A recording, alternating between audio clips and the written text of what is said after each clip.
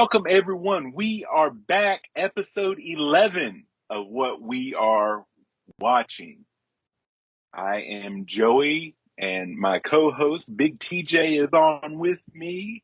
We are going to be discussing The Sopranos Season 3, Episode 13, as well as the first 3 episodes of Season 4. A lot of stuff is happening, TJ, but how are you, first of all, my friend? Man, anytime we get to sit down and talk about our favorite wise guys, I definitely I look forward to it. I will say, I don't know if you had planned on it, but since so many of our actors was on Goodfellas, I feel it's only right since the last time we recorded, Ray Liotta did pass. So, much love to anyone who has looked at Ray Liotta's work and enjoyed it. He was Henry Hill, and then he was also in Observe and Report with Seth Rogen. So, it's just he's got a mixed bag. Somebody on a podcast I listened to said, "What's your favorite Ray Liotta movie that's not Goodfellas?"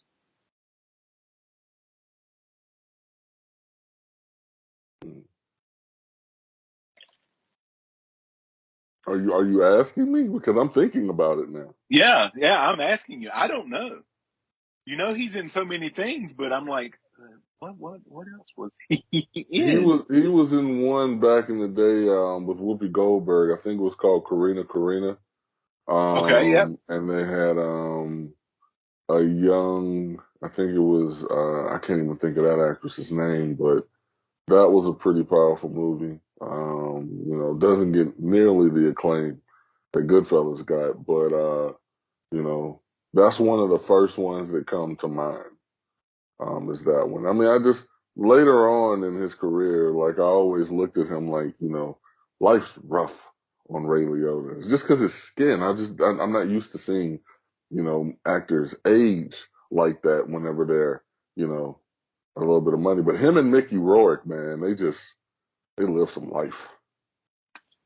And he had always also entered into his phase of life, which I have mad respect for him and Nicolas Cage and Bruce Willis, who, I'm just tore up over what's happening with Bruce, but they entered the phase of their life where they want to keep working. They've still got bills, as somebody said one time. The day you become a millionaire, the post office don't stop delivering bills to your house. Right. And so Ray Liotta was in the Bahamas, maybe he was somewhere. He was filming a movie when he passed away, and it's one of those things. I'm sure he sets his price, and if the check clears, uh, as Michael Caine famously once said, "I've not seen Jaws 4 or Jaws the Revenge because I've heard it's not very good. I have seen the house that I bought for my mother, and that is very good." I respect that right there, man. Hey, look. He was filming Jaws the Revenge when he won an Academy Award, so he was not there to pick up his Academy Award. But he said, "I have seen the house that it paid for, and it's very nice." So Much nothing but respect on that one. nothing but respect for that. But getting into that, Ray Liotta with a future Sopranos tie-in. We haven't gotten there yet, but we will get there, and we'll talk more about that when we do get there. So, spoiler if you're following along, folks. I am aware of this. But speaking of spoilers, if you follow me, or folk, my profile is public, you can look it up, even if you don't follow me at the Joey Harris on Facebook. 2 weeks or so ago, I'm scrolling along and everybody's talking about the gas prices are high, the economy's bad, inflation and all of that. And a picture comes up and it says, "Inflation's gotten so bad, you used to be able to afford this house on a sanitation worker from New Jersey salary." And it's Tony Soprano's house. And I laughed out loud. I shared it, I think, with you and liked it and shared it and put it out there. I just thought it was funny. A couple other people liked it. They're like, "That's funny. Move along." Facebook's algorithm says, "Oh, he must like The Sopranos," and started flooding my thing with different Sopranos, including major, major spoilers of stuff I was not aware of that I am aware of now. Not going to talk about it. Talk about it when we get there. But I am highly upset. I'm just going to have you know, folks, algorithm people, Facebook people, if you're out there or if you know somebody, show them this thing. Just because somebody likes one thing does not necessarily mean they've seen everything. Right. As And I'm like, spoilers. And I understand the show ended 15, 16 years ago. I get it. I should, but I haven't. I think that people take for granted, you know, they just assume because we're in a binge society now, everything is streamed. So at this point, you know, they're like, oh yeah, you've seen Sopranos, you know, so they're just going to just throw everything at you. And it really isn't fair because if you're a younger person, you know, or someone who just maybe just didn't watch TV like that, you know, now you're following along with us and you run the risk of some spoilers, man. It's tough to be online and not get something spoiled. I am a casual football fan. As I tell my wife, like if I'm at home and it's a Sunday, I usually don't have the game on. But if we go out to a restaurant and the game is on, I'm like, why am I looking at this? Why am I invested? Like, pass, he's open, all that, right? Right. Doesn't care who the teams are, right? I Doesn't matter. used to be a hardcore Chicago Bears fan, and if Okay. they're on, I'll still pull for them, unless it's against the Panthers. The Panthers are my other team, but gun to my head on either team, I couldn't name you 10 players. I can name you probably 4 or 5. Right. But I have a feeling, and I know you're kind of like that too. You could follow along if you have to, but you don't seek out football. You used to, you no longer Yes. do, and you do you. But it is a rite of passage that everybody in America, for the most part, watches the Super Bowl. If you're into the game, you're into the game. If you're not, you're into the camaraderie because people have Super Bowl parties. I'll go for the food. Other people, I'm watching the commercials. Commercials. A Yeah. lot of people are doing that, and I didn't. The one like set of downs that I watched and went into a commercial for The Sopranos, the Chevrolet truck commercial Right. where they had the with Jamie Lynn Sigler, Yeah. Jamie Lynn. yeah, recreate the opening and then meeting the guy that played her brother. Life, yeah. So they recreate the intro on that Super Bowl commercial, and we talked about it. And I said they should really come back with like a limited series or a movie to pick up. And I was kind of writing in my mind some of the things they can do. And they can't do that now because I didn't know that some of the things that I was thinking about can't happen. You know, you have to tell me what some of those things are, man, because I'm like, now I wonder what kind of storylines you were looking to write in, bro.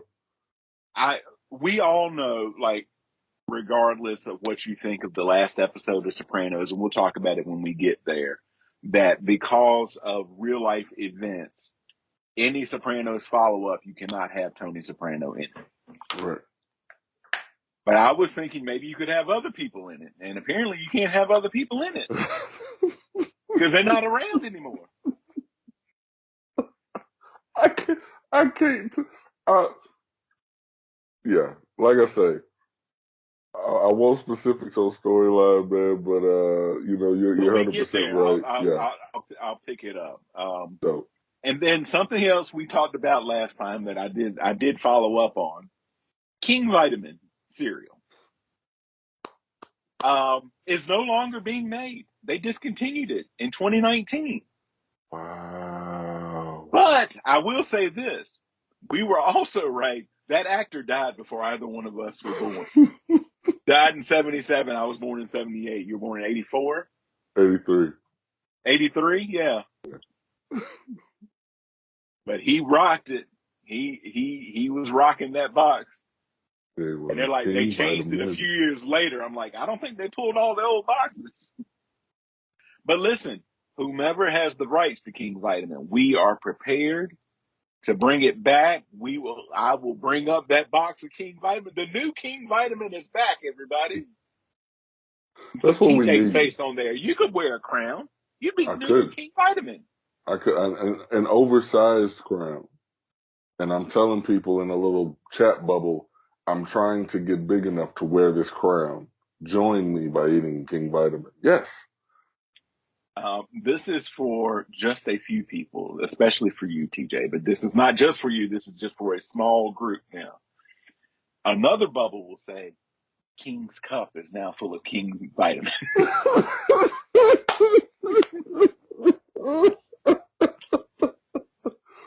That is a Everybody very was narrow joke that only very few people would get. But they would get it. Hey, they would get it. They would absolutely get it. And I hope that one of the people that gets the joke watches the episode and comments below. Good times, man. Good times.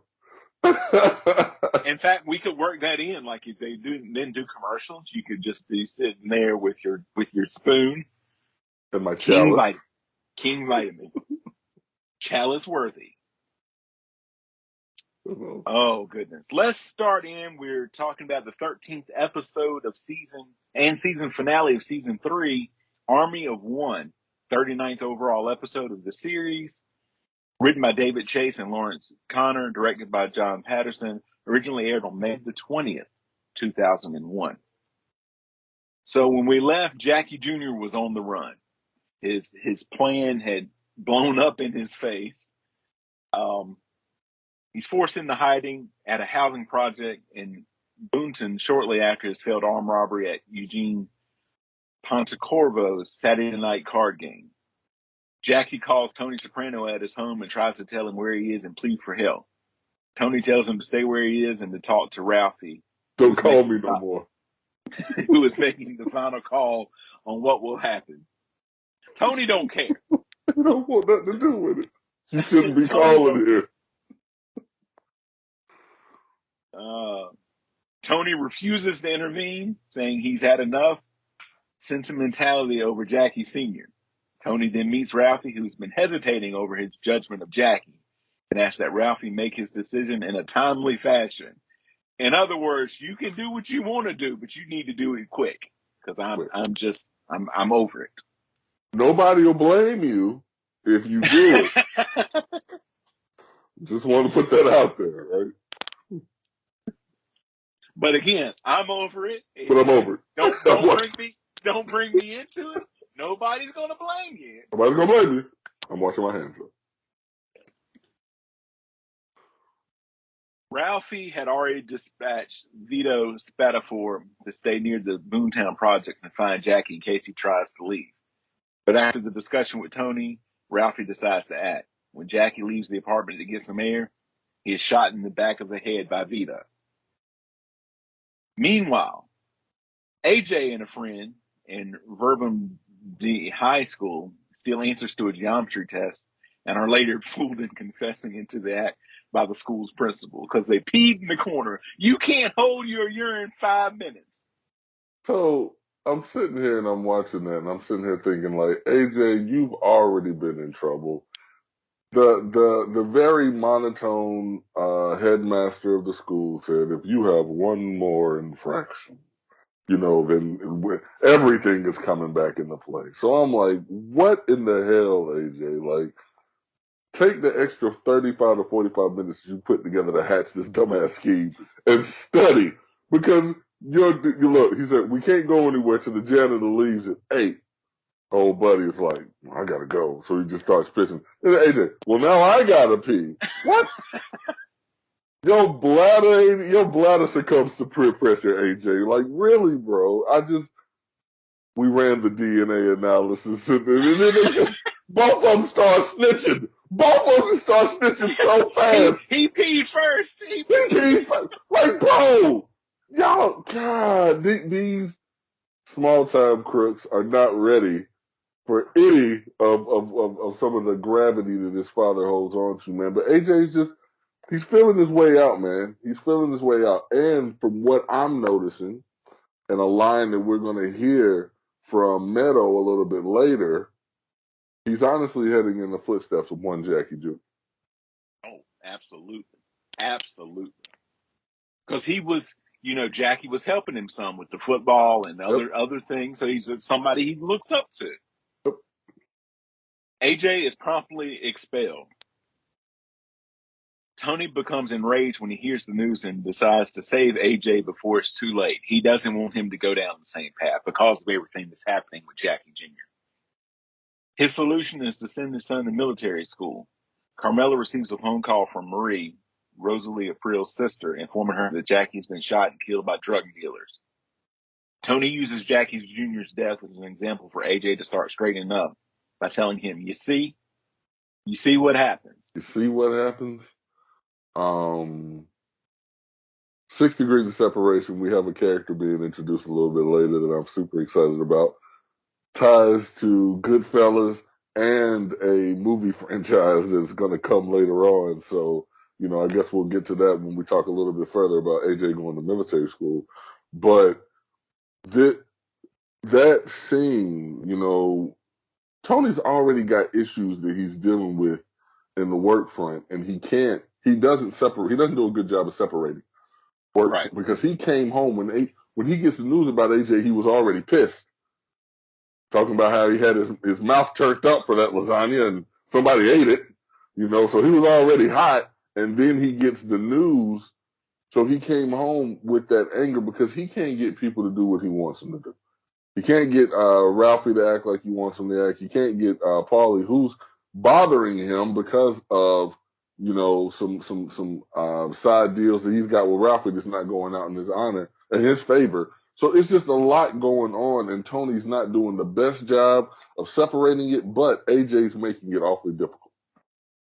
Right. And let's get into that because that's the next part of the review. Paulie demands that Tony have a sit down with Ralphie and him. When the request is finally honored, Paulie states that he gave Ralph valuable information about a job that Ralphie's crew subsequently pulled off, which Paulie feels he's entitled to half of the take, 50,000 out of 100,000. Tony listens to the case and ordered that Ralphie turn over 12,000, much to Paulie's shock and dismay. When Paulie tries to convince Tony to reconsider, Silvio intervenes, stating that Tony has made the decision and the sit down is over. Silvio's like, nope, we're dropping it. Okay. It's done. Uncle Junior's cancer is in remission, leaving him physically competent for the RICO trial, and his house arrest has been canceled. With Big Pussy Bompensero missing, actually deceased, Agent Dwight Harris recommends that they should start looking for any incriminating information via Christopher Moltisanti, who is moving through the ranks ever closer to Tony. Bureau Chief Frank Cubitoso enlists Agent Deborah Cicerone on an undercover mission to befriend Chris's fiancée, Adriana, and report back on whatever she can find. You got to find somebody close. It's always somebody close because he feels like you'll never get Christopher to turn. Right. Big time facts. Big time facts. I first going with Paulie, like just Paulie, I think, was pressed to get the sit down to go in his favor because he's trying to get his ma in the Green Grove.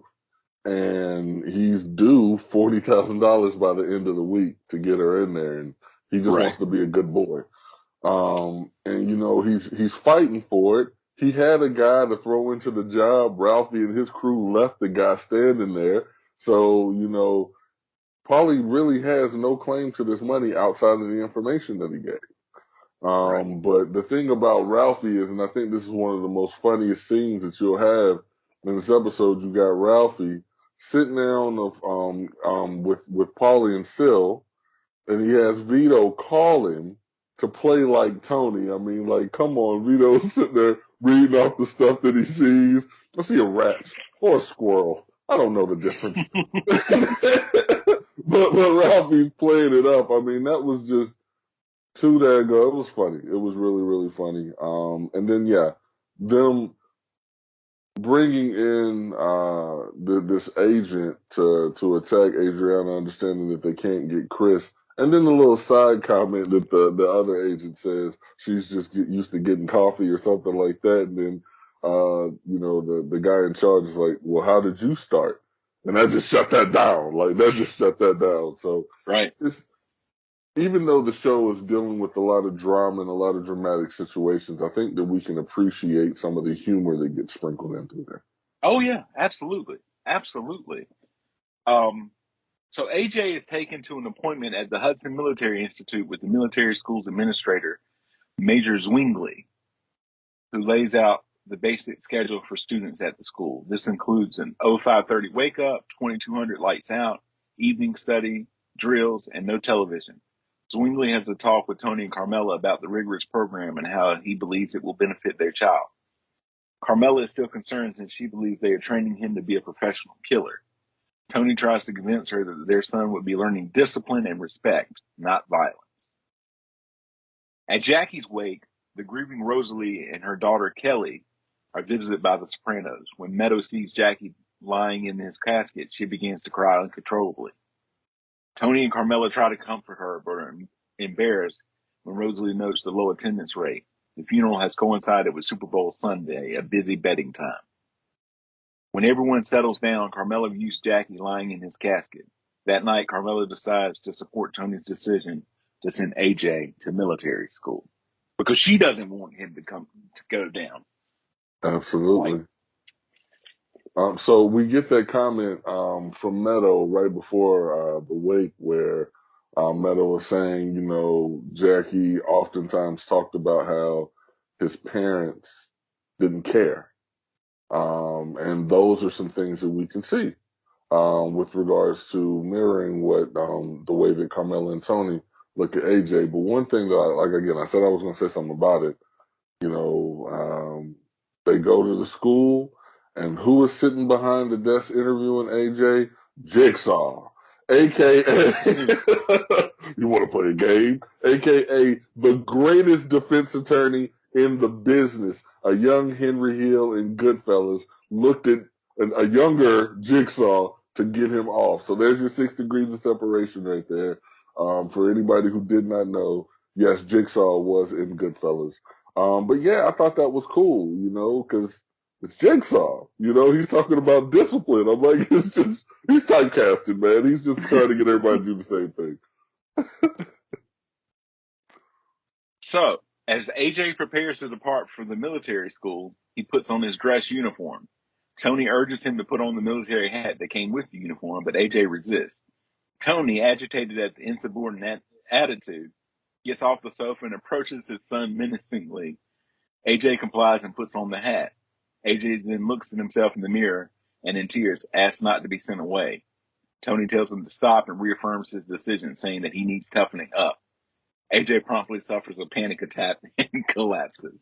And I'm not laughing at the panic attack and collapsing. I'm laughing at the point of then it flashes to Tony talking about it in his therapist's office. Tony relates his dismay to Dr. Melfi that AJ has inherited his psychiatric affliction and becomes teary. But he also says, apparently this has been happening and they didn't let us know. And I'm sitting there thinking, you know what? They never did say that they had. So he's like, So, this guy's been passing out and they didn't tell us. as far as Tony and Carmela is concerned, AJ has never passed out before. And little do they find out, yes, he did. He passed out at football practice, At which football practice.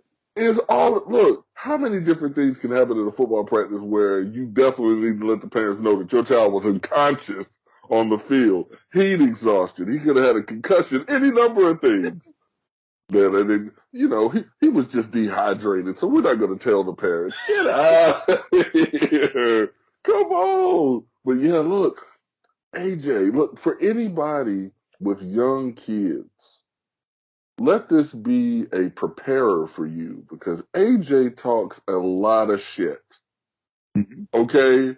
And when told to put that hat on, he was extremely upset with the way that he looked, and he knew getting sent away meant that his life was about to change drastically. And what Right. happens when forced to look down the barrel of the gun? He passed out. So let that be, a record for you parents out there, man. Kids are fun. He says there was a story back in Italy about his father's great grandfather who suffered a panic attack and lost control of a donkey cart, plummeting to his death. Tony says it is the dreaded soprano gene. The Soprano Because again, gene. he learned about his father.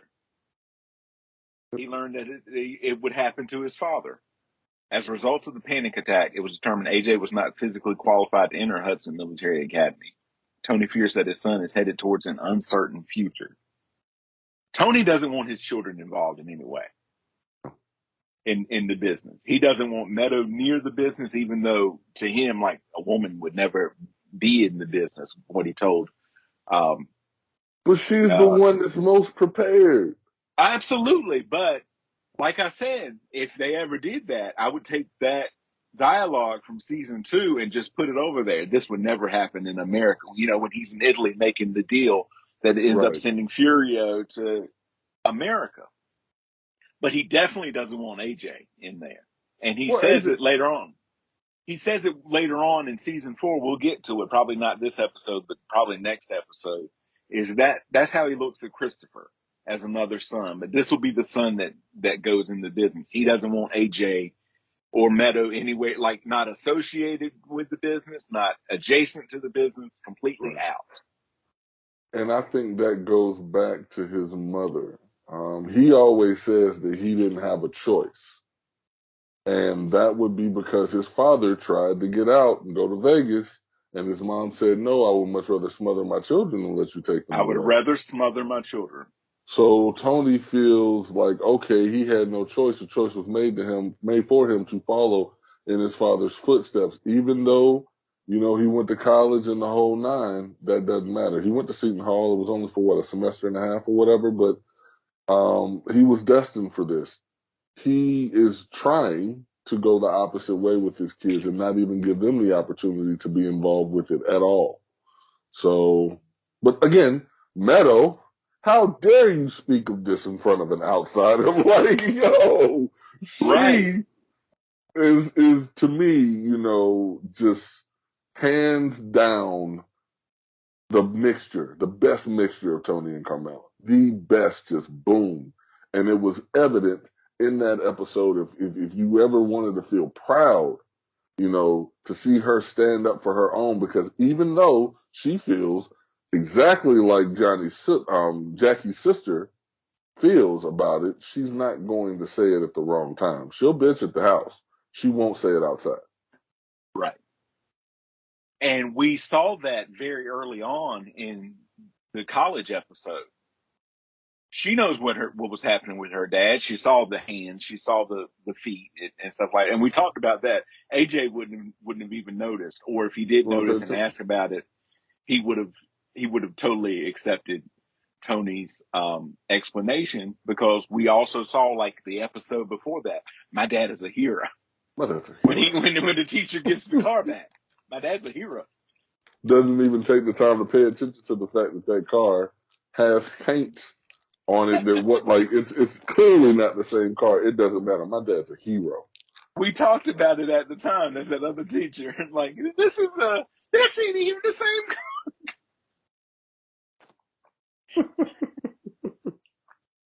My dad's a hero. My dad's a hero.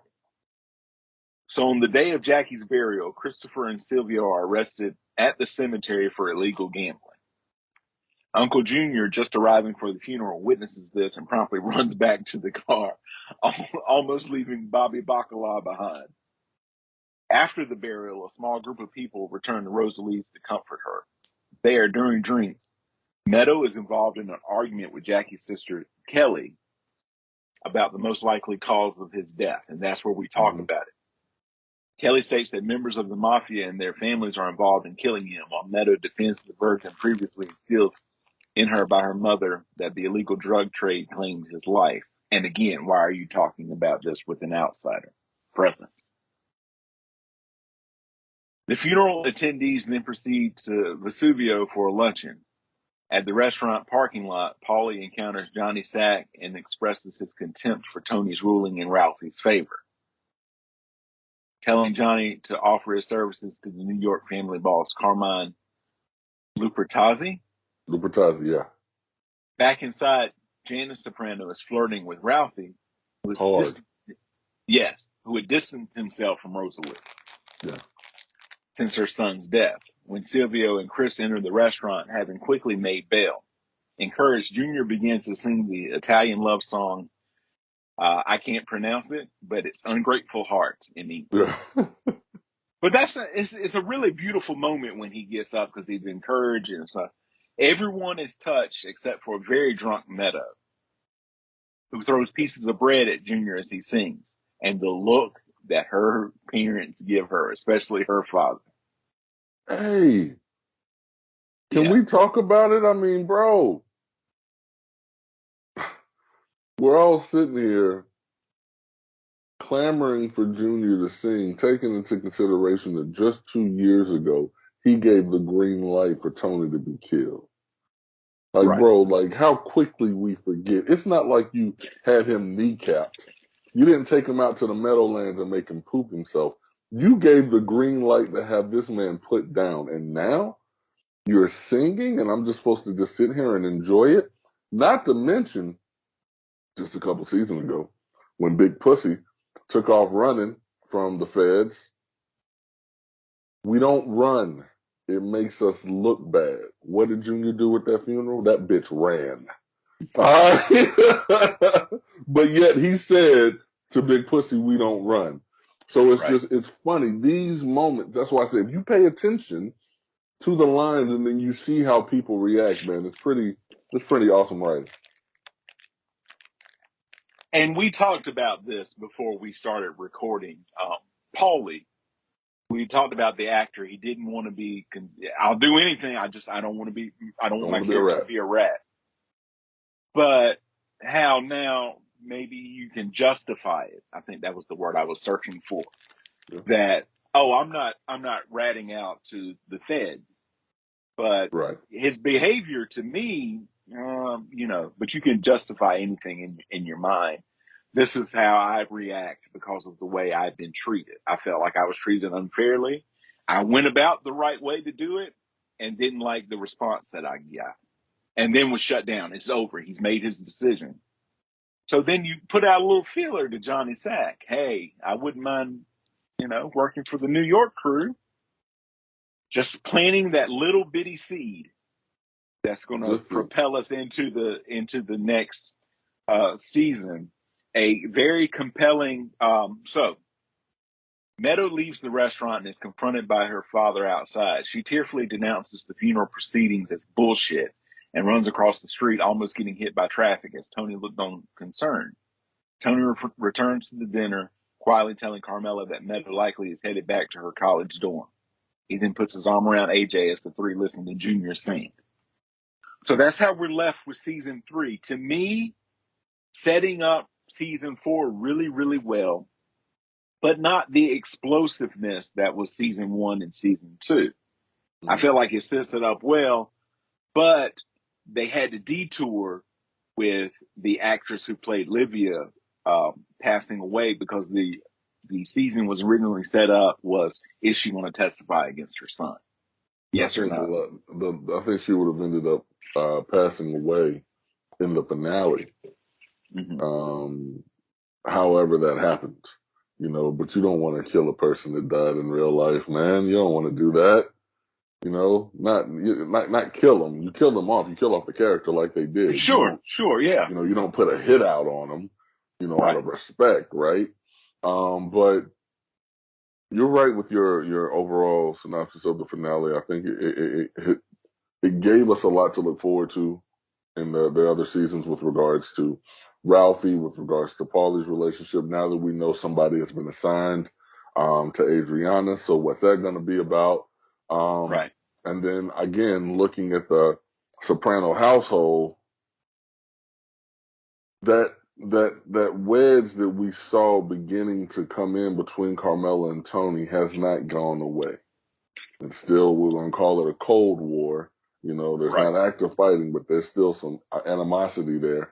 And then the issues with AJ and Meadow, how are they going to be, as far as adults? Are they going to somehow steer towards the family or away from it? Is AJ still going to continue to make dumbass decisions? These are the questions that we have to ask going into 4. Yeah, and so we get our first appearances of Paulie's mother moving into Green Grove, Mm-hmm. and also Agent Deborah Cicerone, an FBI agent assigned to go undercover as Adriana's new best friend, and as well as pouring one out for Jackie Jr., shot by Vito in the back of the head, but was definitely headed that way. I felt for his mother. I felt for that character there. And something happens. It'll probably be 2 episodes from now, but something happens in season 4 where my respect for that character goes from here all the way up to here. Because I'm like, she did something that I would not have done. We'll talk about it when we get there. So a little teaser for probably a couple of episodes from now. If I can do Couple. one last quick thing before we leave this episode, because I know we're getting ready to go into season 4, episode 1, but I believe it's Michael K. Williams. I believe Williams is the last name. He was the actor who made a cameo at the house that Jackie Jr. was staying at in Boonton. Mm-hmm. Great actor, went on to play Chalky White in Boardwalk Empire, as well as being made famous playing Omar in The Wire, which In is The another Wire. show Yep. that I look forward to doing with you. He passed away last fall.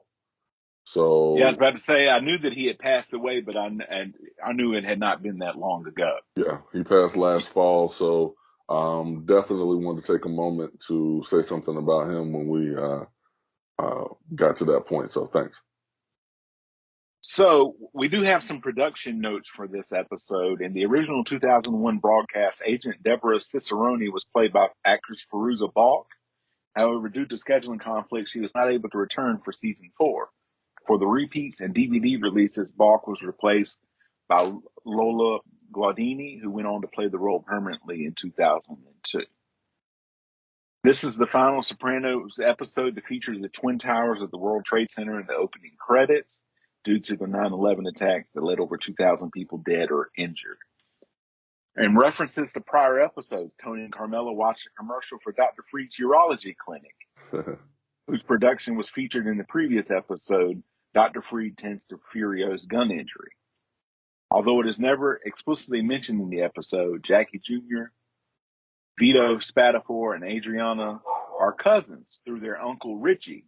hmm April, when Vito's brother Brian is injured in the episode, Another Toothpick, Jackie Jr. says that Brian is his cousin. Yep. And when Tony and Carmela are arguing over AJ being enrolled in a military academy, Tony says that this is the 21st century and the Army hardly goes to war anymore. Tony's statement was an ironic one. 4 months after this episode aired, the United States was hit with its worst terrorist attack yet. 2001 was also the same year U.S. forces entered Afghanistan in an attempt to root out the 9/11 conspirators.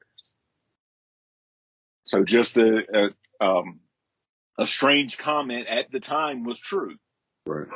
4 months later, how things can change. But then we go into the first episode of season 4, For All Debts Public and Private.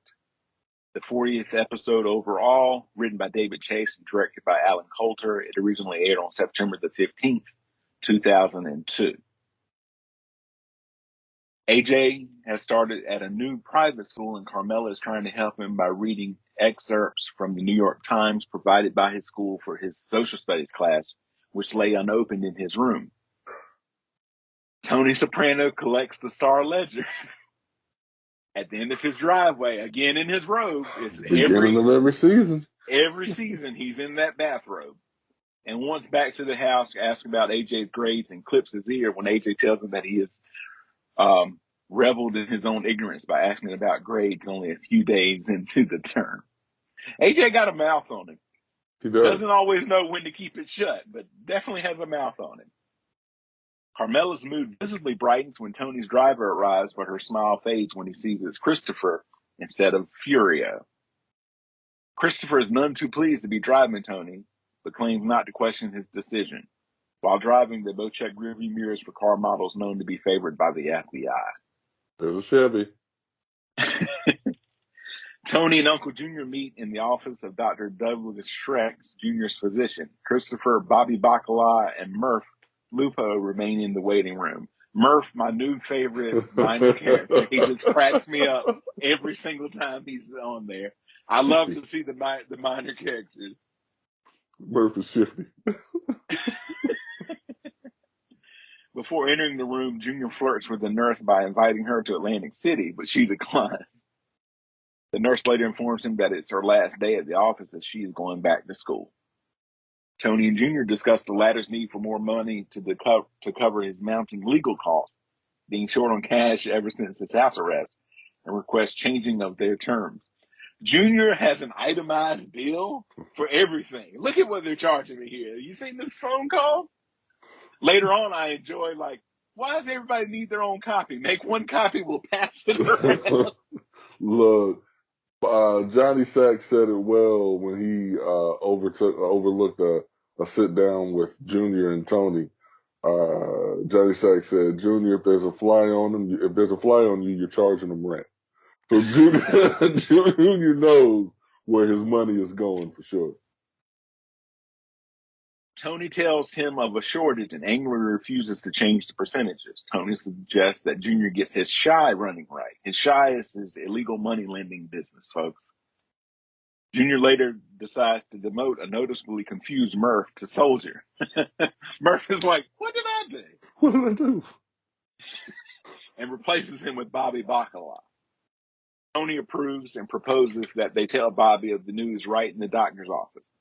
Later that night at Junior's home, his lawyer calls and speaks to Murph, who relays information that the FBI apparently has had a mole in Dr. Schreck's office who has been pulled to testify at his trial. And Junior is visibly upset at himself. He should have seen it. He knows that it was the nurse, and she was like, "Oh, she's going back to school, whatever." He should have seen it. He's upset at himself. Carmela notices widow Angie Boncancera handling out free samples at a Pathmark supermarket, but does not approach her. So now Carmela's worried about money, as Tony is careful to always separate her from his professional contacts. When she asks Tony to provide money so she can make an investment, he tells her they need to belt tighten and that there's no longer a large amount of money kept in the house. He then removes a large bag of cash from under his car seat and takes it into the pool house to store it in a hidden hole under a stone floor tile. So Tony's squirreling away money. Mm-hmm. After he had gotten his money back from his lawyer, it was $400,000. Remember, it went from, if she comes and asks for all of it, you give it to her. Give it to her. Now you're talking about that Cold War that you're talking about. So not outright hostilities, but starting in this season, there's definitely moves made along the front on both ends. Both ends, 100%. Tony has Chris taken to the Bada Bing, where he vents his frustration by beating up hapless barman Georgie for wasting ice and talking out of turn. Georgie does not understand. Tony, you got to take the ice out. You got to move it. Georgie, I Tony hits feel him, for and Georgie. Georgie's like, maybe you didn't understand what I'm saying. He launches into it again. I feel for Georgie, man. Like, we gotta. I mean, everybody watching has to feel like anytime they go to the Bing and I see Georgie is in the scene, I get tense for that guy, man, because they go to work on Georgie, bro. Like, how long is Georgie gonna sit there and take it? Because ultimately, he's just the whipping boy for whenever something goes wrong. So, I feel like Georgie should be like, there's a Chinese restaurant near where you and I both used to work. I don't know if I've ever told you this story. It was infamous, folks. Everybody got their thing because they had an older gentleman who would deliver it to you, who would scream at you to come get your food. One day I'm in there getting food for my now ex-wife and I had already ordered. I had already paid. I was just sitting there waiting for them to make my thing. The old man, and I'm assuming either his son or his grandson, I never got the relationship. right. They get into a verbal, just all out smackdown fight, screaming at each other. Me and another guy who's also paid, we're like looking like, what's going on? I'm like, I would leave, but I seriously have paid. The girl who's there, who usually handles the register, she's trying to break it up. The guy who cooks, is just concentrating on his cook. He's like, happens all the time. This rice ain't gonna cook itself, and he's over there. I mean, he's doing his thing. I feel like that's how Georgie needs to be. Like, I don't know anything. Oh yeah, boss, you need the ice done? No problem. Never happen again. I feel like that's how Georgie needs to be. Just like that cook. I don't care what's going on here. These drinks are not gonna make them. That's it. That's it. Let me make these drinks and protect the three same girls that's always working behind. Because they'll always remember wherever they were. Because they're going to remember where they were. 100%. I will remember where I was this day.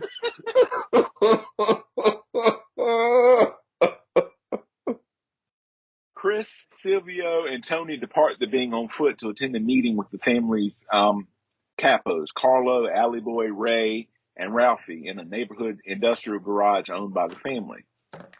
Ralph is still persona non grata at the Bing. Tony uses the meeting to harangue them about the lack of growth in the family's business as of late, telling them that the family's boss, Junior, desperately needs their financial support. Christopher is left outside with fellow soldier Vito while the other senior family members have their discussion. Chris believes his return to driver status may be punishing for questioning Tony's judgment about the Jackie Jr. situation. So Chris is all up in his head.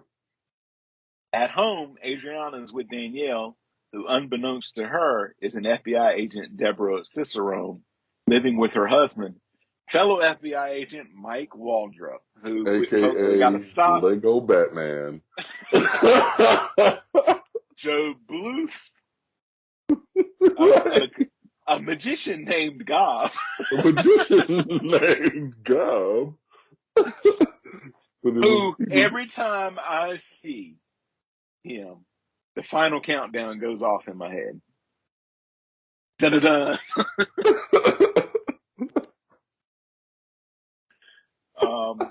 And their infant son. They are married. They're both FBI agents. They have an infant son.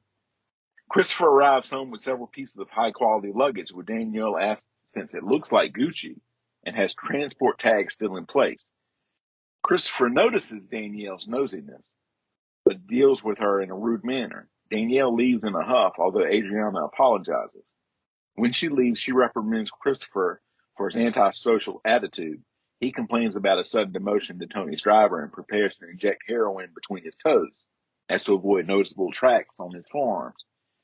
He offers some heroin to Adriana, but she declines. And he puts down, he's like, she's interested in you. You know, he calls her a lesbian. He does not use that term, but, you know, very antisocial about the whole entire thing. And then immediately goes to the heroin. Later, Tony buys bags of duck feed. So we're back on the duck. When he gets the bags home, he uses them to store cash amongst the feed. Carmela notices that it's an odd time to buy duck feed. Right.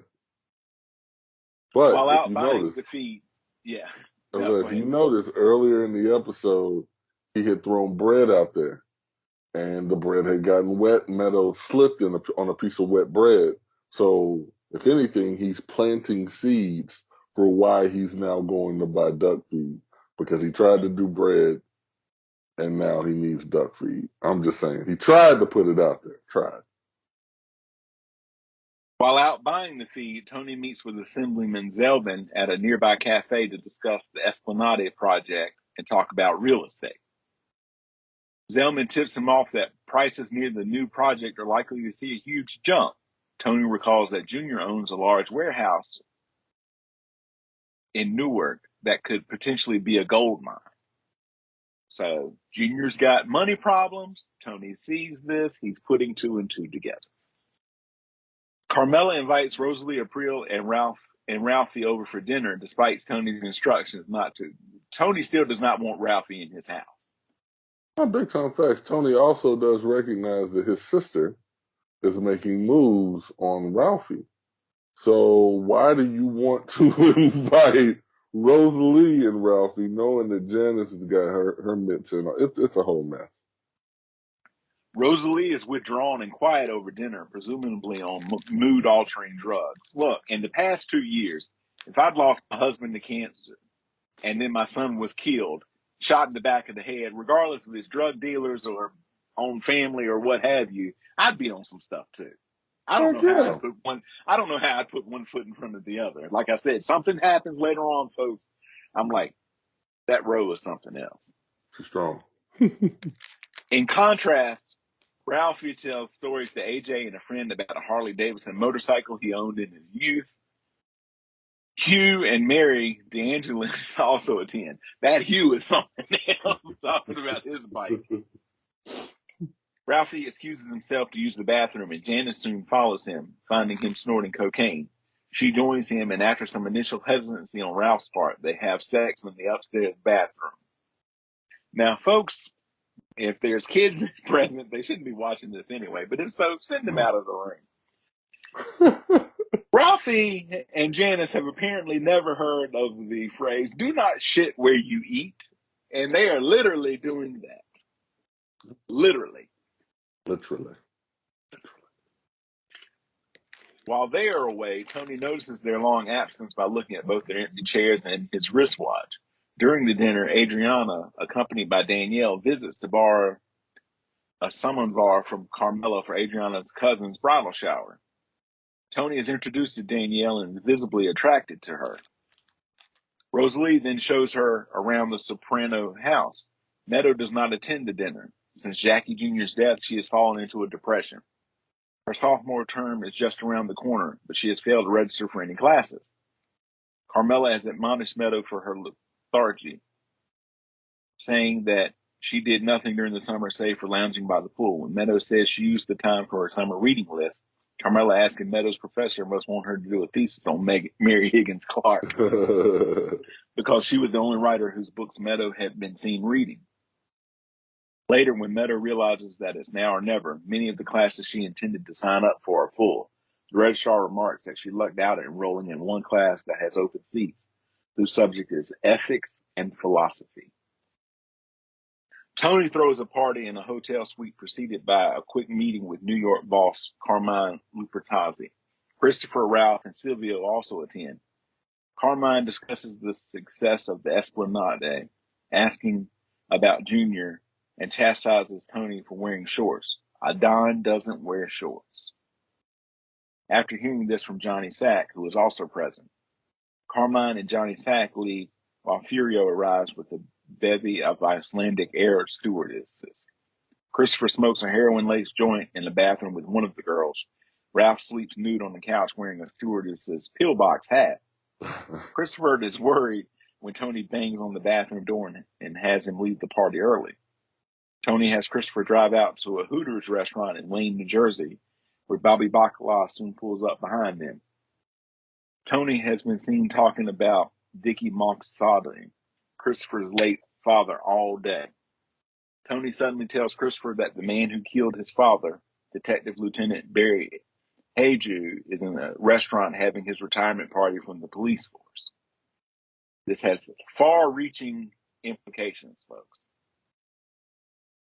Tony says that Dickie and a gangster named Jilly Ruffalo had served time together. Jilly kicked Dickie's cellmate, so Dickie later took out one of Jilly's eyes. Haju murdered Dickie for Jilly outside the Moltisanti's house. Christopher was always told it was a police officer that killed his father, but he believed that the man was dead.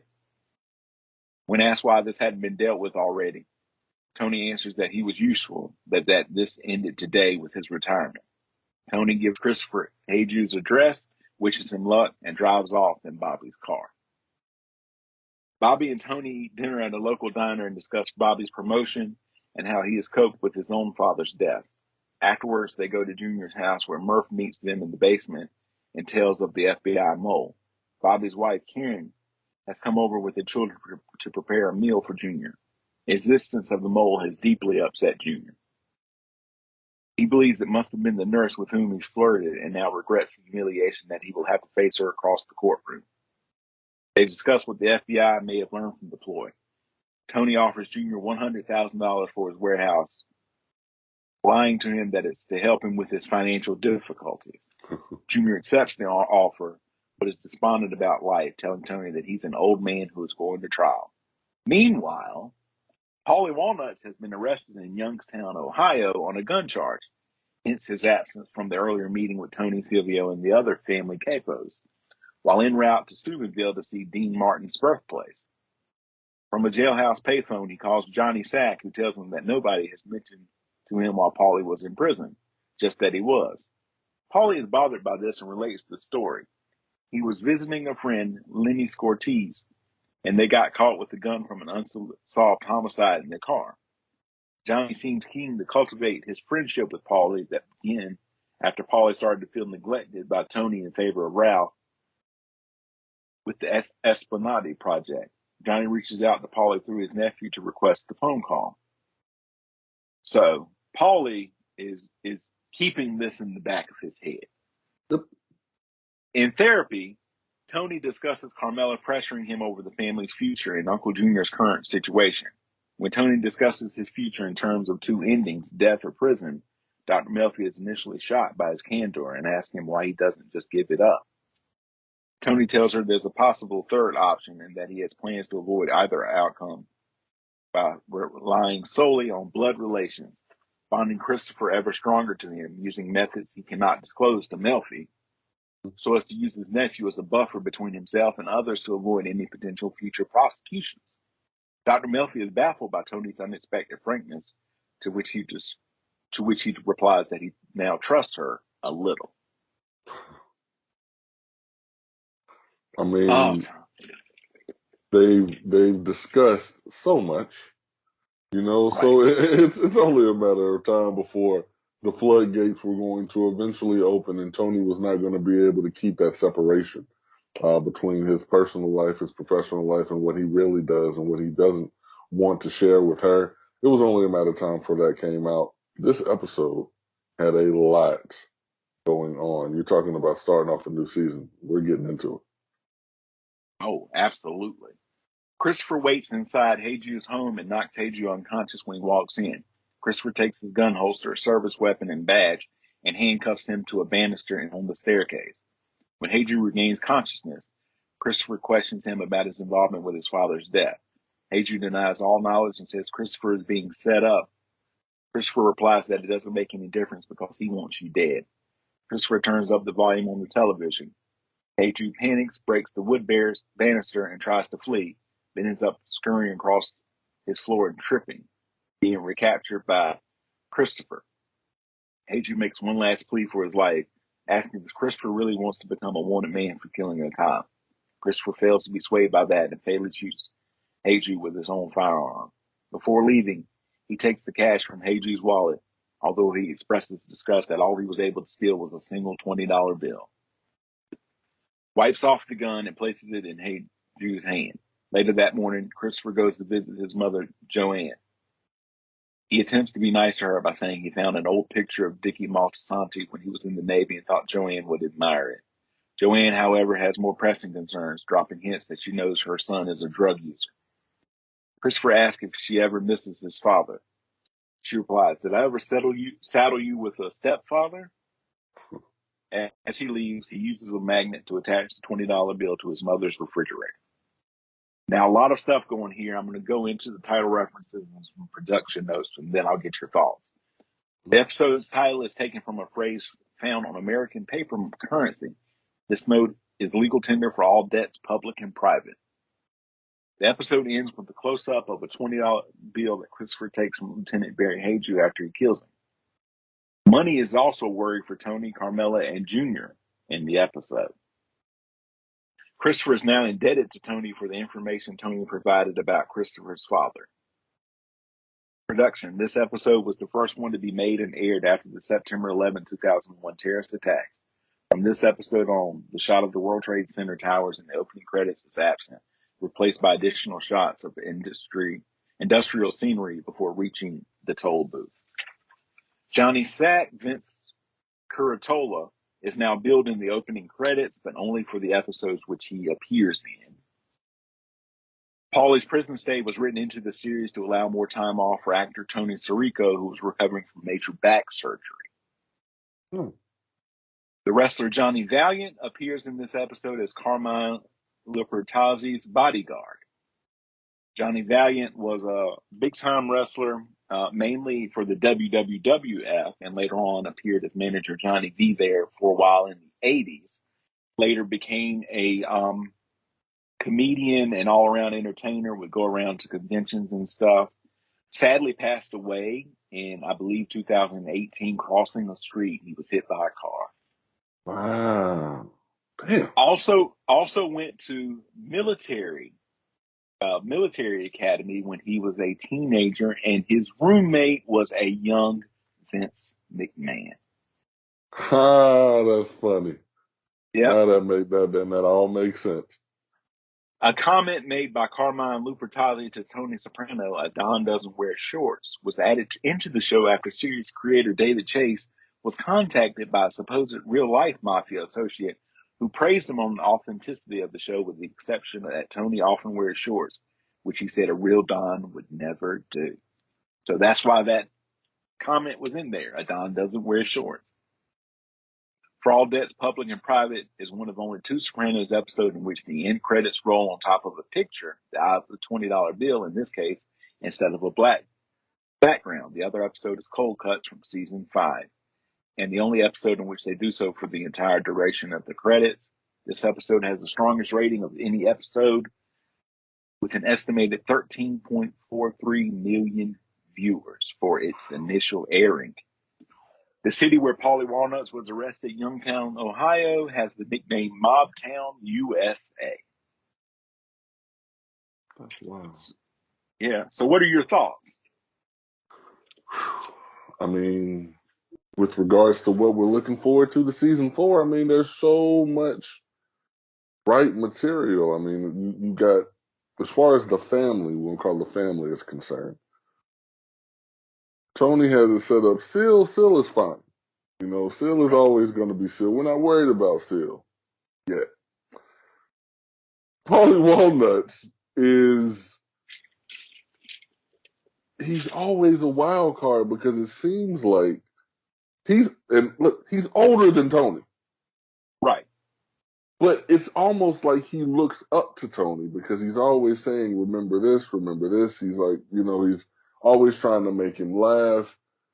And Tony, I guess, is just going through this phase where he's just not feeling too much of Paulie right now. And that has Paulie in his feelings. So that connection with New York is going to be a problem. Chris, we've seen this over the course of the first 3 seasons. His drug use is getting more and more prevalent. Adriana has no problem calling him out on that. It's fine. They'll still look up to you, even though they find out you're a junkie. And then he slaps her in the face. That was several seasons ago, but it's still evident, that he has these drug dependencies. And then again, Adriana, we know that her new best friend is an FBI agent, but she is not aware, so we don't know how much information she is going to give them. Yeah, we got a lot coming forward in season 4, bud. A lot of stuff going on. And I think I messaged you when I watched this. And I said, if something happened to Tony, at this point, this is just at this point, like everything could be crazy later on. But at that point, I would only trust Silvio to look after Carmela and the kids. Christopher is just too crazy with with his drug habits, Yeah. and Paulie's is unstable. He's in his feelings. Paulie is always going to do what's best for Paulie first and foremost, which is I always thought was an interesting take on the character, considering what Tony, as the actual person, the actor, said about the role. I can play anything. I just don't want to be a rat, and then seeing his fight or flight, because I think that's ultimately a reoccurring message for a lot of characters in this show. What are you going to do in a fight or flight situation? AJ passes out. Tony sometimes passes out. Christopher goes to drugs. Carmela goes to God. Paulie looks out for number one. Anytime he doesn't mind fighting. He's just fighting for number one first. So everybody's fight or flight gets tested in this show. We've seen several people up until this point. Junior, when pressed, he was willing to kill his nephew. Right. So that's what And I'm then, saying. like you said, at Jackie Jr.'s funeral, he comes up. Oh, the cops are here. He And almost leaves ran, Bobby. He almost leaves Bobby. which is something that made guys don't do. Made guys don't run. It makes us look bad, but fight or flight, boom, you're going to do whatever you got to do. And that's what I like. Everybody is the challenges aren't all going to be the same, but everyone is going to be put in a situation where they have to make a choice to fight or to run. Dr. Melfi, she's had several with Tony. The hit, the when she had to leave, for his, situation getting worse, and then given the opportunity to take him back after telling him all these situations are going to be confronted, and we see how people look. Dr. Murphy started drinking. So it's like, what do you do when your head is put towards the fire? And we're going to see that for a lot more people.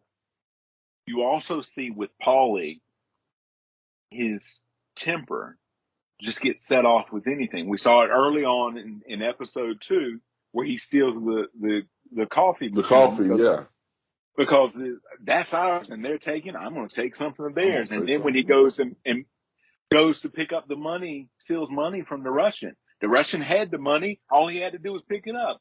But all I had to do was this take it. little bitty slight, and it spirals out of control. Yep. So let's go on to the second episode, No Show. 41st overall episode, written by David Chase and Terrence Winter, directed by John Patterson, originally aired on September the 22nd, 2002, the day after I got married for the first time. Day before was my wedding Hey, day.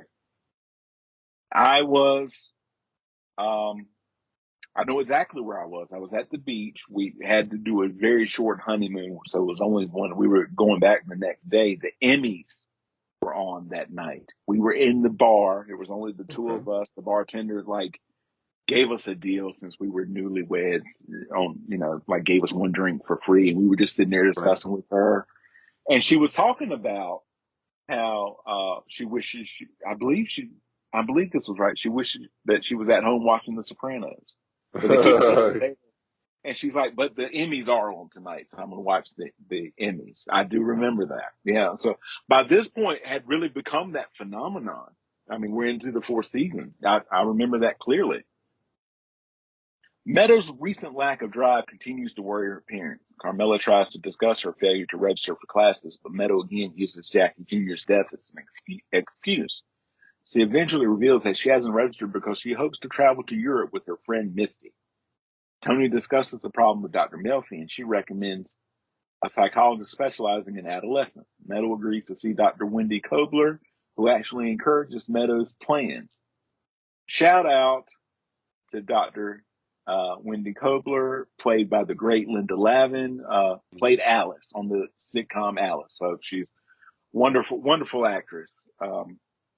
This prompts a protracted family argument where Meadow confronts Tony with the truth about his business life by calling him Mr. Mob Boss. Big Tony mouth. responds quite emotionally by telling her that he did everything he could to save Jackie. She flees the house, saying she has made up her mind. Meadow eventually goes to Columbia and registers for some courses while her parents worry if she has fled the country. Here we get into a major thing. You saw it a little bit in the previous episode, but this is a major plot point in this. Carmela's flirtation with Furio continues, Hmm. and she continues to take pleasure in his morning visits to pick up Tony. I just made some coffee. Come in. Can I fix you something? Furio tells her that he's planning to buy a house, and she gets all excited about that. Later on, we'll see Furio like, I need to say, there's something wrong with the car. I need to stay in the car. Just tell him I'm there. He got to keep the RPMs at a certain. I gotta keep the RPMs, above 2 or 3. So awesome. The crew have a birthday party for Albert Barisi at Vesuvio. Ralphie makes an off-color joke about Jenny Sack's weight. And folks, you're talking about ripples in a pond. Oh This yeah. is ripples in a pond right here. Saying she has had a 95-pound mole removed from her ass. The amount of scrutiny that went into that joke by everybody, I don't even get it, but we'll get into later on. While Paulie Walnuts is incarcerated, Patsy and Little Paulie have arranged a sit down on his behalf to discuss Ralphie's division of jobs at the Esplanade site. It takes place at Vesuvio, and Silvio presides. After some haggling, they settle on 5 jobs, 3 no works and 2 no shows. And they take these jobs serious. They're Oh there yeah. with they're there with their seats and their hard hats on. Hard hats on and umbrellas. Paulie receives the first no-show job.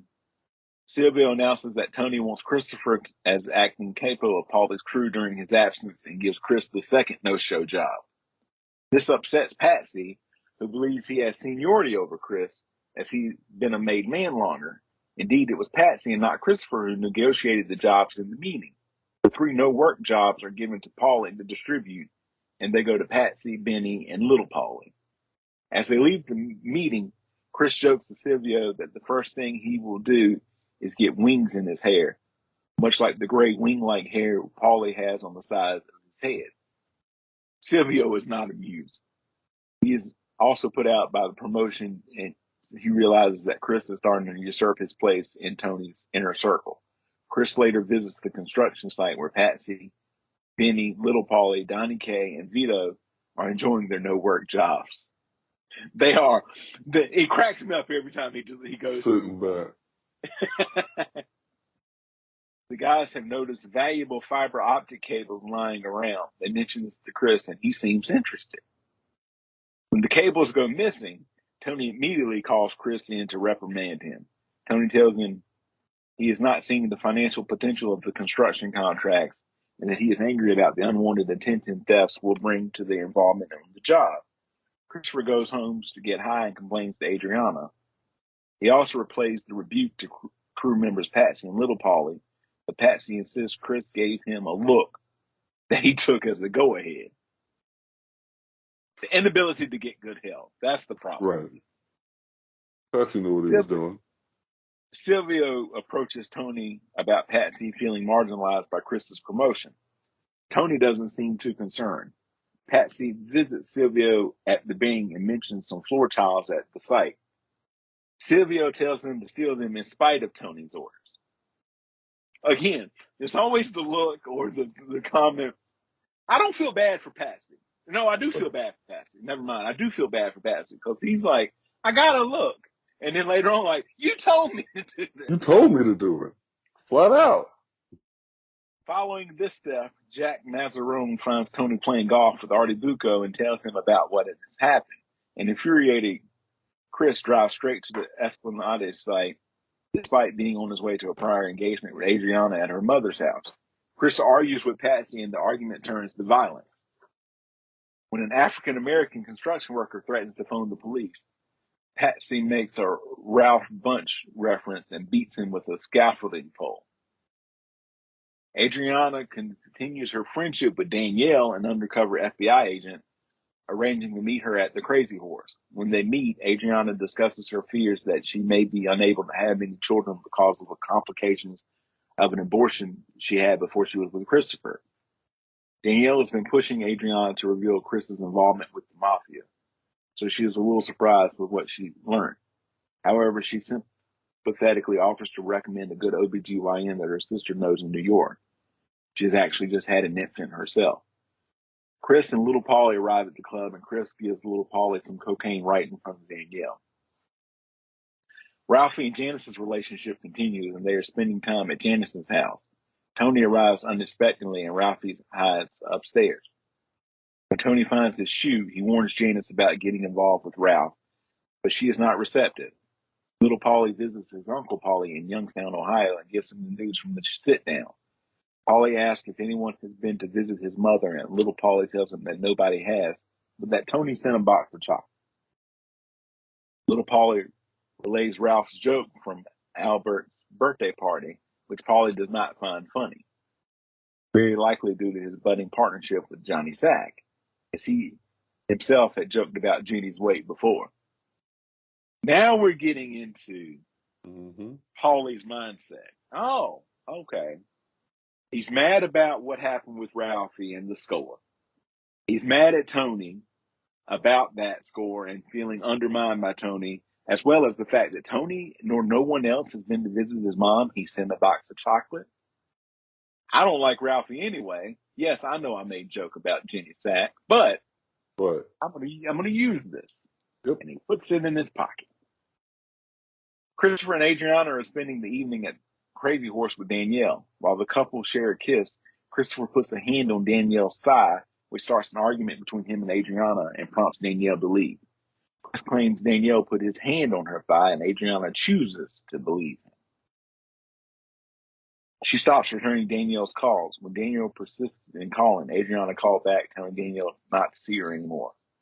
The FBI decided to bring Adriana in and reveal Danielle's true identity, Special Agent Deborah Cicerone. Agent Harris accompanies Agent Cicerone to pick up Adriana. She's taken to meet with Chief Frank Cubitoso, where the agents tell her she can choose between up to 25 years in prison for possession and intent to supply cocaine, with an additional possible consequences: a retribution by Tony Soprano for bringing an undercover agent to his and Maltesante's homes and the club, or begin cooperating with them by answering some questions. Overly anxious and extremely upset, Adriana promptly vomits all over the table and Chief Cubitoso. All over him. All over him. You want to talk about somebody being scared out of their life. That right there was it, because she heard everything they had to say and then projectile. The title refers to the way mobs assign paid jobs at a construction site to workers who never have to show up but continue to be paid. The title also refers to Meadows' decision. No-show is the airline code for passengers who have bought the ticket, but they do not show themselves at check-in points, and therefore they miss the flight. Silvio, Patsy, and Little Polly discuss the no-show and no-work jobs for Polly's crew. In To Save Us All from Satan's Power, Polly tells Tony that Tommy Angeletti, a contractor in Ralphie's Esplanade project, owes him $100,000 from betting on college basketball. Since Ralphie held out Angeletti for more money, he is unable to pay back his debt. Polly requests that Tony give him the jobs as compensation. When Chris and Patsy get into a fight at the construction site, Chris warns Patsy that he didn't forget about his sniffing Adriana's underwear. Patsy responds that it wasn't him. This is a reference to the incident in Second Opinion, wherein Polly and Patsy barge into Adriana's apartment, demanding their cut of Chris's score of designer shoes. While searching around, Chris spots Polly, not Patsy, sniffing Adriana's underwear. While talking to Dr. Kobler, Meadow mentions that she was irritated by Junior singing Italian ballads at Jackie Jr.'s wake and the attendees' sentimental reactions, which had taken place in Army of One. So that's where we're headed. We can see where a few different avenues where we're all going to intersect later on. They're doing a great job in setting up these episodes. Everything. Big time facts. And so I'll tell you, the next episode, when I started it, I thought they were going one way, but they didn't, because of the episode title, Christopher. Third episode of season 4, 42nd overall episode of the series, written by Michael Imperioli and Maria Laurino, and directed by Tim Van Patten. It originally aired on September the 29th, 2002. Silvio wants to take action against Native Americans protesting the Columbus Day Parade, believing their actions are insulting to Italian Americans. Without Tony's approval, he, Patsy, and Artie attempt to break up the demonstration. As they are being warned by police, little Polly has a glass bottle thrown at him, and several other members of his party are injured. In this word, Artie locks himself in the car. We again see the fight or flight response. And I was thinking about an old Ray Stevens song, The Ballad of the Blue Cyclone, where the guy's singing and he gets beat up by some professional wrestlers. And his friend had locked himself in the car. And the song goes on, and he tells his friend that he's going to get revenge by getting even bigger guys. And his friend says, I'd do the same darn thing if it had been me. He said, I got in the car. He says, I got in the car, and something must have happened because the door locks jammed when I was trying to get out to help. I thought about that when I saw Artie in the car. Because Artie was looking, but Artie was like, this is not my fight. Bro, he was so gung ho to be a part of it, man. And then to again, like we said, faced with fight or flight, he flew. Now, Tony blames Silvio for intervening.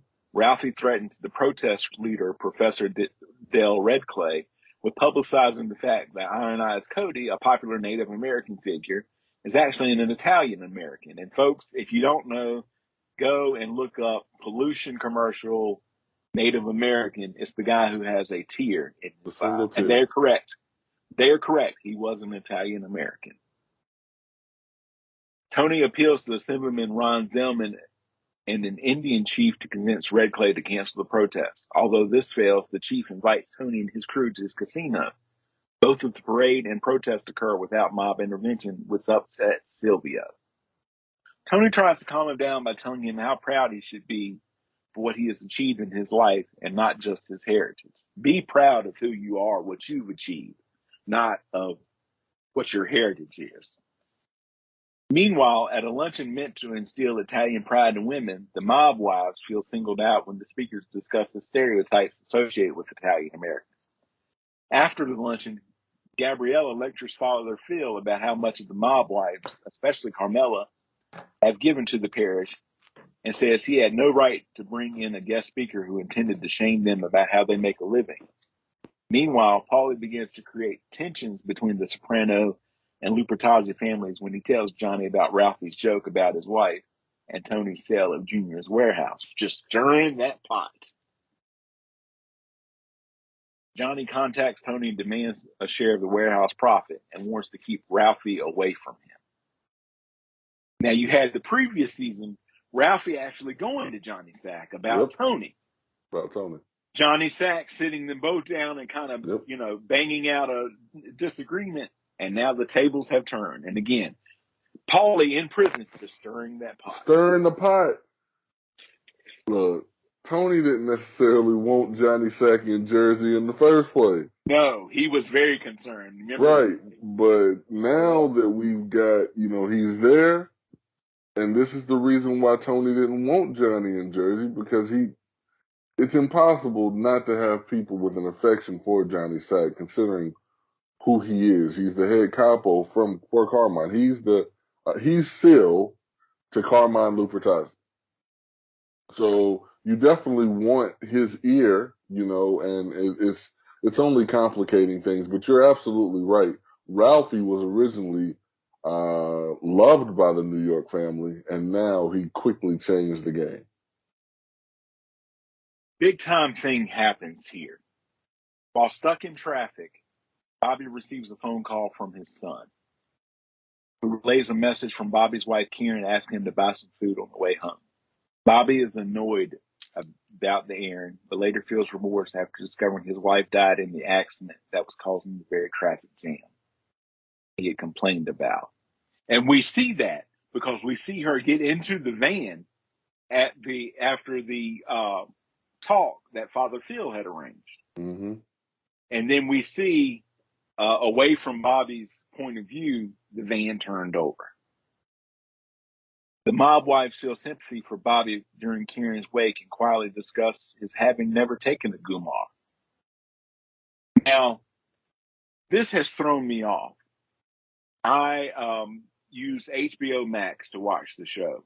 Every Mm-hmm. time I turn it on, the closed captions are on. I don't know why I don't turn them on, but every time, like if I turn them off, the next time I go back, they'll be turned on. But a lot of times I don't get dialogue, so I just keep them on. The captioning always spells it Goomar, Gumar. Mm-hmm. The actual word is spelled Comare. but pronounced Gumar. So it throws me off. It starts with a C, but it's Yes, pronounced with Gumar. a hard G. Yes. That's dope. I love the language. Yeah. But the closed captioning does it phonetically. Goo, Gumar. goo, mar. Yes. Gumar. Ralphie believes Rosalie in order to move in. Ralphie leaves Rosalie in order to move in with Janice. However, after spending time with the widowed Bobby, Janice is touched by a sincere grief for his lost wife. You talking about a man.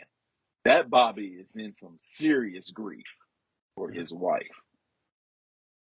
After discussing her relationship problems with her therapist, who recommends that she not choose partners who are similar to her brother or father, Janice hastily breaks up with Ralphie. The argument ends with her causing him to lose his balance and fall down a flight of stairs, injuring his back. Janice locks herself in her room as Ralphie hobbles back to his car, bags in hand. So Janice sees a new man in her life, and her therapist says, "You need to get away from dating your brother or your father." Right. The title refers to Christopher Columbus. I thought it was Christopher Moltisanti that we were going to, Right. an Italian explorer and navigator who completed 4 voyages across the Atlantic Ocean. As mentioned by Furio, Columbus was born in Genoa, in the north of Italy, and is increasingly a controversial figure. In 2020, many statues of Columbus were moved in the United States in the wake of the protests following the killing of George Floyd. The episode, I found this fascinating. The episode created a controversy in real life when cast members of The Sopranos, specifically Dominic Chianese, who plays Uncle Junior, and Lorraine Bracco, who plays Dr. Melfi, were banned from marching in the Columbus Day Parade in New York City, despite having received an invitation to participate in the event from New York City Mayor Michael Bloomberg because of this episode. This was happening. Columbus Day happened right after this episode, and it sparked real life controversy over the very things that happened in this episode. And they were barred from marching in the parade. They've been invited by the New York mayor himself. That is news to me, man. I tell you. And Joe Pantoliano won the Primetime Emmy Award for Outstanding Supporting Actor in a Drama Series at the 55th Primetime Emmy Awards in 2003 for his work in this episode and Whoever Did This. So he won the award for Best Supporting Actor for this episode, and also he submitted this episode, and he also submitted Whoever Did This, which we'll get to probably in a couple of episodes. I believe it's later on in the series. So, overall thoughts about this episode and the group of episodes that we've seen. Well, um, I don't know what's coming from Johnny Sack. You know that. You know, we've seen people walk on stage and open hand slap grown men because their wives were offended. So I can Right. only imagine what a fictitious person will do in this world created with mobsters and mob wives. Like Johnny Sack would defend his wife to the T because that's what Johnny Sack's supposed to do. And Paulie recognizes that and is playing on that so hard as to get back at Tony. But here's something I haven't even said anything about. Furio and Carmella. You know, I mean that has the potential to be wild because Furio is not the painter or the no, he's not him. Furio got some stones. Furio's Right. killed a couple people. Right. So, you know, is Furio, when pushed with a position, you know, when propositioned, would Furio stay loyal to the family or would he stay loyal to himself? Because we know Carmella, she'll say what she will about wanting to be faithful, but slowly but surely she creeps. She puts a toe in the water. You know, Right. and if you show her that you're there with her, then she's right there for it. So I'm curious to see, you know, what we're gonna get from Furio and Carmella. Didn't get a whole lot of AJ in these first couple of, not a whole lot, but We got to figure something out. Got to figure something out with that kid, man. We got to figure out what's going on with the kid. We don't know what we're doing.